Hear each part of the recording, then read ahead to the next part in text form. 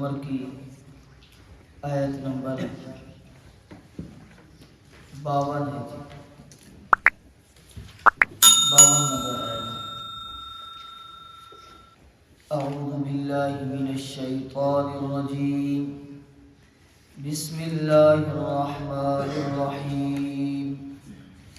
قل کہہ دیجئے میرے پیغمبر صلی اللہ علیہ وسلم، یا اے عبادی میرے بندو، الذین اسرفوا وہ بندے جنہوں نے اسراف کیا، زیادتی کی، علی انفسہم اوپر جانو اپنی کے، لا تقنطوا نہ امید مت ہو، من رحمت اللہ اللہ کی رحمت اور اللہ کی مہربانی سے۔ اللہ کیوں نہ ہم نہ امید ہوں، اتنے گناہ جو کر دیے۔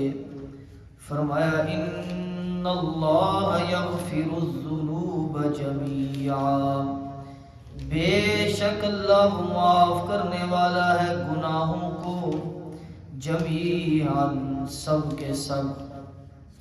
انہ بے شک عظمت کی بات یہ ہے، شان کی بات یہ ہے، هو الغفور الرحیم وہی بخشنے والا ہے، رحیم رحم کرنے والا ہے۔ وَأَنِيبُوا إِلَىٰ رَبِّكُمْ اور رجوع کر لو، لوٹ آؤ اپنے رب کی طرف، وَأَسْلِمُوا لَهُ اور تابع ہو جاؤ اس ہی کے لیے، فرما بردار ہو جاؤ اس ہی کے لیے، من قبل اس سے پہلے کہ ان یأتیکم العذاب کہ آئے تم پر عذاب، ثم لا تنصرون پھر تم نہ مدد کیے جاؤ، کوئی مدد تمہارے لیے نہ آئے۔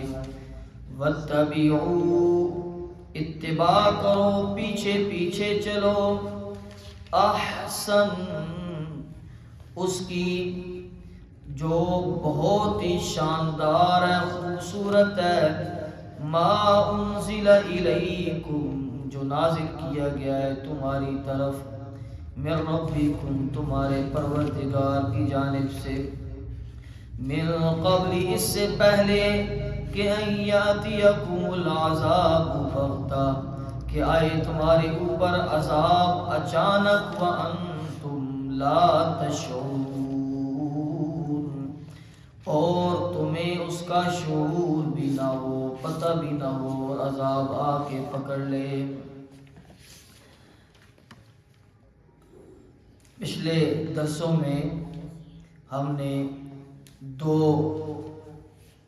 الگ الگ انسانوں کا تذکرہ سماعت فرمایا۔ ایک وہ انسان ہے کہ جو اللہ کے تابع ہے، اللہ کا فرما بردار ہے، اور دوسرا وہ شخص جو اللہ کی نافرمانی پر تلا ہوا ہے۔ اللہ دونوں کو الگ الگ ذکر کر رہے ہیں اور اچھے لوگوں کے احوال بیان کر کے اللہ اس برے آدمی کو ترغیب دلا رہے ہیں کہ لوٹ آ اپنے پروردگار کی طرف، اور بعض جگہوں پر عذاب کا تذکرہ کر کے اللہ اسے اپنی طرف راغب کر رہے ہیں، اس شخص کو جو اللہ سے بہت دور جا چکا ہے۔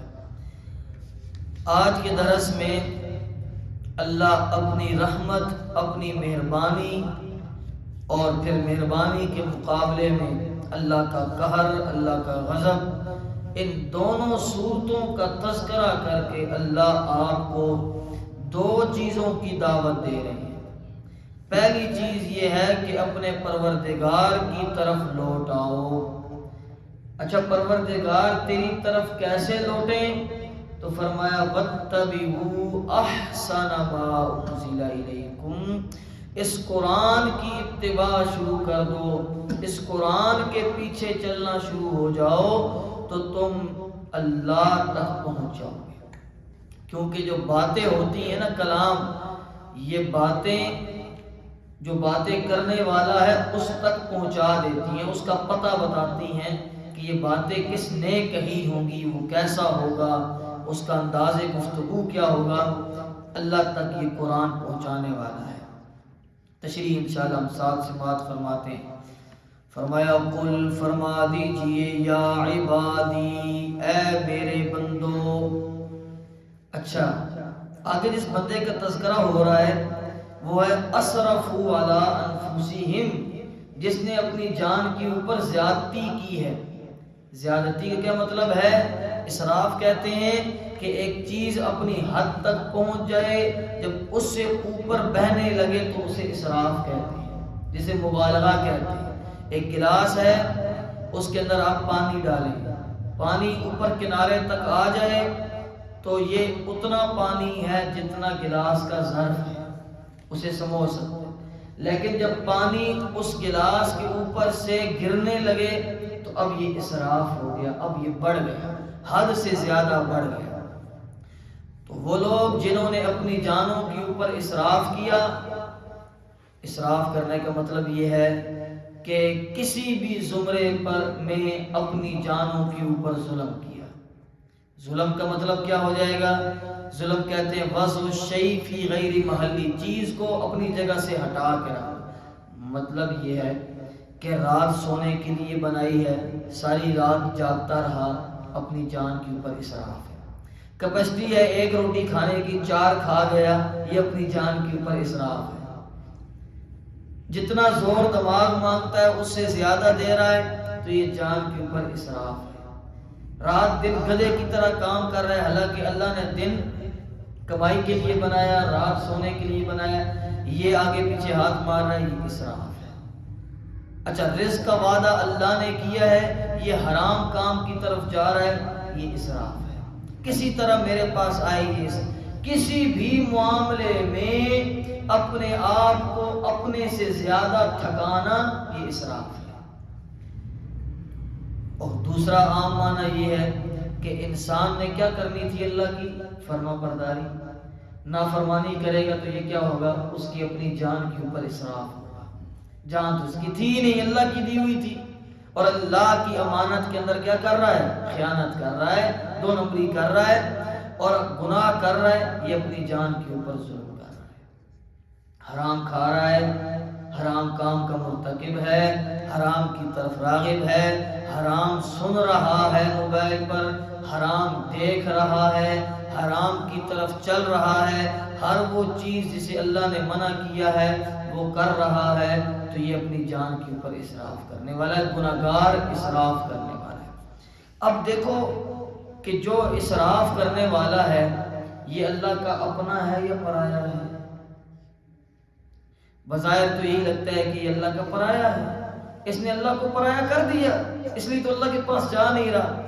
لیکن اللہ کی رحمت دیکھیں، اللہ پھر بھی کہہ رہا ہے یا عبادی، او میرے بندو۔ یہ اللہ مومنوں کو نہیں کہہ رہا، کس کو کہہ رہا ہے؟ فاسقوں کو کہہ رہا ہے، جو گناہ کرنے والے۔ فرمایا اے میرے بندو، اور میرے بندے اس لیے کہا تاکہ بندہ سن کے ڈر نہ جائے اللہ کا قہر اور غضب۔ پہلے ہی کہہ دیا میرے بندو، او میرے بندو، الذین اسرفوا علی انفسہم، جنہوں نے اپنی جانوں کے اوپر زیادتیاں کر لی ہیں، لا تقنطوا من رحمت اللہ، اللہ کی رحمت سے نا امید نہ ہو جانا۔ نا امیدی کیا ہے؟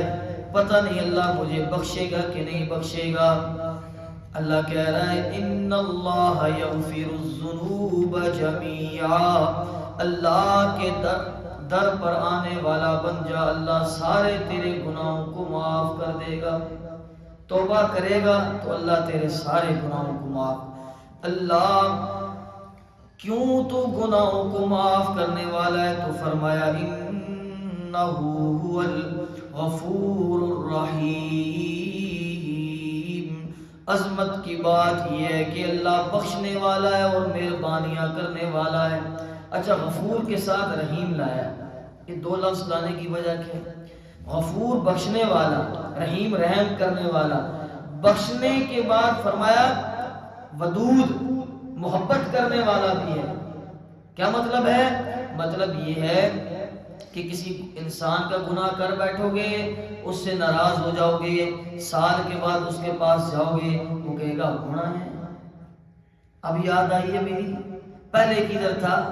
پہلے معاملات طے کریں گے، پہلے بیچ میں ثالثی بٹھائیں گے، پہلے معاملات طے ہوں گے، پھر رضی نامہ ہوگا، پھر قسمیں اٹھاتے ہیں، قرآن پہ حلف دیتے ہیں، اس کے بعد پھر کیا ہوتا ہے؟ راضی نامہ ہوتا ہے۔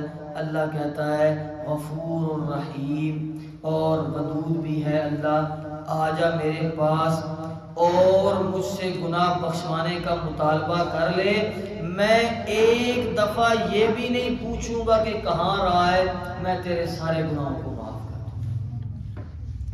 اور وہ جو حدیث ہے حضرت ابو ہریرہ رضی اللہ تعالیٰ عنہ سے، بخاری و مسلم کی متفقہ روایت ہے، وہ روایت یہ ہے کہ نبی کریم صلی اللہ علیہ وسلم نے فرمایا کان رجل لم یعمل خیرا، ایک آدمی تھا کہ جس نے کبھی بھی خیر اور بھلائی کا کام نہیں کیا۔ پہلی امتوں میں ایک آدمی تھا، اس نے خیر اور بھلائی کا کبھی کام نہیں کیا، بڑا گناہگار آدمی تھا۔ اب کیا ہوا؟ قطو، کبھی بھی نہیں کیا۔ فَأَوْصَىٰ لِأَهْلِهِ، اس نے اپنے بچوں سے کہا، اہل و عیال سے، کہ جب میں مر جاؤں نا تو فَحَرِّقُوا، مجھے جلا دو، جلانے کے بعد جو میری راکھ بچے، ثُمَّ ذَرُوا نِصْفَهُ فِي الْبَرِّ وَنِصْفَهُ فِي الْبَحْرِ، آدھا تم خشکی میں ڈال دینا، آدھا تم سمندر میں بہا دینا، یعنی مجھے جلا کے میری راکھ کو ایک جگہ بھی راکھ نہ پھینکو، آدھا دریا میں بہا دینا اور آدھا صحرا میں اڑا دینا۔ میں اللہ کی قسم کھا کے کہتا ہوں، اگر میں اللہ کے پاس پہنچ گیا، اللہ مجھ پر قادر آ گیا، تو اللہ نے مجھے وہ عذاب دینا ہے جو اللہ نے کبھی کسی کو عذاب نہیں دیا، میں نے یہ گناہ کیا۔ اب وہ اپنے خیال کے مطابق فیصلہ کر رہا تھا، مرا، بچوں نے اسے جلایا، جلانے کے بعد آدھا اس کا، آدھی اس کی راکھ دریا میں بہا دی، آدھی صحرا میں اڑا دی۔ اب اللہ تو قادر ہے کہ اس راکھ سے بھی انسان بنا دے، قادر ہے کہ نہیں قادر؟ اللہ نے کہا، دریا سے کہا اس کی راکھ کو جمع کر، صحرا کو بھی حکم دیا، وہ انسان بن کے کھڑا ہو گیا، کھڑا ہوا۔ اللہ نے اس سے پوچھا، ہاں بھائی، ایک تو ساری زندگی بدماشیاں کرتا رہا، گناہ کرتا رہا، اور اوپر سے یہ کام کیا کہ مجھے جلا دینا، آدھا مجھے دریا میں بہا دینا اور آدھا مجھے صحرا میں اڑا دینا، کیا تو سمجھتا ہے کہ میں تجھ پر قادر نہیں؟ تو وہ کہنے لگا، اللہ لیما فعلتا، اللہ پوچھے گا لیما فعلتا، کیوں کر دیا تم نے؟ نہیں سمجھتا کہ میں قادر ہوں؟ کہے گا اللہ میں سمجھتا ہوں کہ تو قادر ہے، لیکن من خشیتک یا ربی وانت اعلم، اے اللہ میں نے تیرے ڈر سے یہ کیا تھا کہ کہیں آپ مجھے عذاب نہ، تیرا خوف مجھ پر طاری ہو گیا تھا، اور جب خوف طاری ہوتا ہے تو بندے کو سمجھ نہیں آتی کہ وہ کیا کرے، وانت اعلم، تو زیادہ جانتا ہے۔ اللہ مسکرائیں گے اور اللہ کہیں گے تو نے میرے خوف سے کیا، جا آج میں نے تیری بخشش کا اعلان کر دیا۔ یہ اللہ ہے جو بخشنے والا ہے۔ وانیبوا الی ربکم، لوٹ آؤ، رجوع کر لو، الی ربکم، اپنے پروردگار کی طرف، واسلموا له من قبل ان یاتیکم العذاب، اور فرما بردار ہو جاؤ اللہ ہی کے، اس سے پہلے کہ تمہارے اوپر عذاب آ جائے، ثم لا تنصرون، پھر تم مدد بھی نہ کیے جاؤ۔ اور مدد کس کی جانب سے ہوگی؟ رسول کی جانب سے شفاعت ہوگی، شہید کی جانب سے شفاعت ہوگی، یہ برحق ہے۔ لیکن ان اللہ یغفر الذنوب جميعا، اللہ سارے گناہ معاف کرنے والا ہے، ایک کے حق میں شفاعت نہیں ہوگی۔ وہ ایک کون ہے؟ جس کے دل میں رائی کے برابر بھی شرک ہے۔ اللہ تعالیٰ ہمیں شرک سے محفوظ فرمائے۔ تو اللہ آپ سے درخواست کر، آ جاؤ بھائی میری طرف آ جاؤ، لوٹ آؤ میرے بندو، تمہاری پھر بھی مدد کو بھی نہیں آئے گا جب عذاب آ جائے گا۔ واتبعوا، پیچھے پیچھے چلو، احسن ما انزل الیکم، اس کے طرف، اس کے پیچھے پیچھے چلو جو تمہاری طرف نازل کیا۔ اللہ کیوں چلیں؟ فرمایا احسن، یہ کلام احسن الکلام ہے۔